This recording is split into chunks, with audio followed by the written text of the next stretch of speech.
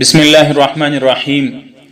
تمام مسلمانانو سره اپیل او درخواست دی چې تاسو ته معلومه ده په فلسطین کې اوس هم اسرائیل ټارګټډ حمله کوي، اوس هم د خلکو کورونه تلاشي کوي، ورځي هلته د حماس مجاهدین تلاشي، هغه خپل یرغمال کسان چې دي د مجاهدینو د لاس ازادي د هغه په بدل کې د مسلمانانو د زنانو عزتونه، آبرو عزتونه او ناموسونه لوټوي.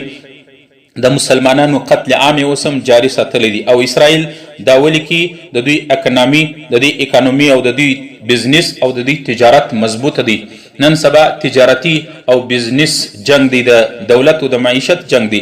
دا د خپل مضبوط معیشت او د غرور تکبر په وجه باندې اسرائیل په مسلمانانو باندې د ظلم د بازار ګرم کړی دی.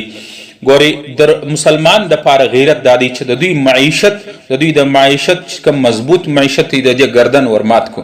اوس مسلمانان موږ د دې ځاسه هیڅ نور وس نه رسیږي، صرف یو دومره وس دی د اختر په موقع باندې عام طور خلک د ګرمي موسم هم دی او د طلب هم د اسرائیلو د کمپنیانو چې کمی کمپنی اسرائیل ته کومک ورکوي لکه پیپسیسو، کوکسو، ډیوسو، سپرایټسو، فانټاسو، د دوی چې څومره کولډ ډرینک دی او د دوی چې څومره میلپیک شیدې سوې، نور د دوی چې کم پروډکټس د دوی مصنوعات سو. مسلمان باید غیرت ایمانی وکړي د فلسطین د مظلوم مسلمانانو بدله په معیشي طور باندې د اسرائیل او د فلسطین د اسرائیل ظالمانو سواخي د خپل فلسطین مظلوم مسلمانانو طرفداري او یکجهتي وکړي. عجیبه خدا ده چې د فلسطین مسلمانان اوس هم هغه لاشونه په وینو لړلي ځانونه او جسدونه پورته کوي، خپل بچان او زخمیان او شهیدان او زنانې او نارینه اوس هم پورته کوي. په هغه نه دي ستړي، موږ 15 ورځې بایکاټ وکړي بس موږ ستړي سو. ایمانی غیرت دادی چې کم از کم مسلمان د دې اسرائیلو چې کم کمپنیانې دي، د دوی چې کم مصنوعات دي، د دوی چې کم مشروبات دي، پیپسی، کوک، میلپیک، کولډ ډرینک او د دوی چې کم مصنوعات دي، د دې څخه قطعا موږ پرهیز وکړو، قطعا بایکاټ وکړو. زه دې ته حیران یم، ته راته ووایه چې یو سړي د یو چا پلار وروژلی، یو سړي د یو چا نیکه وروژلی، یو سړي د یو چا ورور خور وروژلی، د یو چا مور وژلی، د یو چا ورور وروژلی، هغه سړی به بیا د هغه قاتل چې ستا پلار یې وژلی دی، ستا ورور یې وژلی دی، د هغه قاتل د دوکانه څه بیا سودا وکړي، د هغه قاتل جوړ کړی شی به بیا وخوري. نن فلسطین مسلمانانو ویني، موږ وینو چې اسرائیل داسې بیوي لکه اوبه د هغه مظلوم معصومه بچان ویني تویوي، هغه مظلومه زنانې پرده زنانې بې پرده کې د هغو معصوم د هغه زنانو پردهداره زنانو عزتونه او ناموسونه لوټ کړل او هغه د دې مضبوطه معیشت په بنیاد باندې کوي.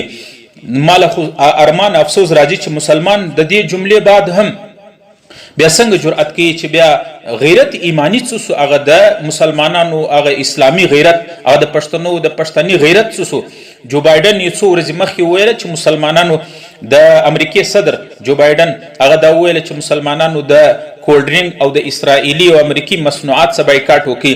د سر عام دا وویل دا د یو څو ورځو د مسلمانانو د یو څو ورځو هغه د جذبه ده، د یو څو ورځې خبرې دي، د یو څو ورځو بعد یو څو هفتو بعد به دا برته زموږ او د اسرائیلو د کمپنۍ پر جوړ کړو خوراکي شیانو باندې داسې رامنډې کې لکه سپی چې اډوله رازغلي.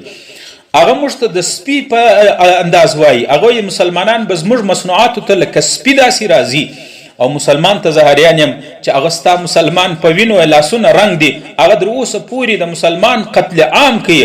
مسلمان هغه د دوی کولډ ډرینک خوري، یو چا چې ستا پلار وژلی، یو چا چې ستا ورور وژلی، یو چا چې ستا د ورور په وینو باندې لاسونه رنګین دي، ته د هغه قاتل دکان له بیا ورځې د هغه قاتل مصنوعات بیا اخلي، پر هغه باندې بیا پیسې ورکوي، هغه بیا څښي.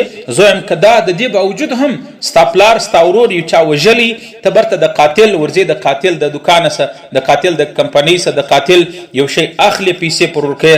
زه هم دا سړی خو یا غیرت نه لري یا ضمیر نه لري، دا بې ضمیره دی یا بې غیرته دی. الله رب العالمین د مسلمانانو ته غیرت نصیب کړي. د ټولو مسلمانانو سره درخواست دی چې خصوصا امریکي مصنوعات او د اسرائیلو کمپنی دا کولډ ډرینکسو، دا کوکسو، پیپسیسو، سیوناپسو، ډیوسو، فانټاسو د دې اعتراض وکړي چې کوم پاکستانی مصنوعات دي د پاکستان جوړ سوي یا د مسلمان ملک مصنوعات هغه استعمال کړي. الله دپاره د قیامت په ورځ به د الله په حضور کې کم سے کم شرمنده نه یو. که چیرې د دې باوجود هم عمل نه کوو، په الله مې د قسم په میدان محشر به مې سترګې مړې نیولي. فلسطین مسلمانانو لاس به یې زموږ به ګریوانې د رسول الله مخ ته به د شفاعت دپاره ورتللی نه سو. پیغمبر وایي زما د امتي په اور کې سوځېدی، تا د هغه د دشمن لاس مضبوطه کړي، معیشت دې مضبوطه کړي.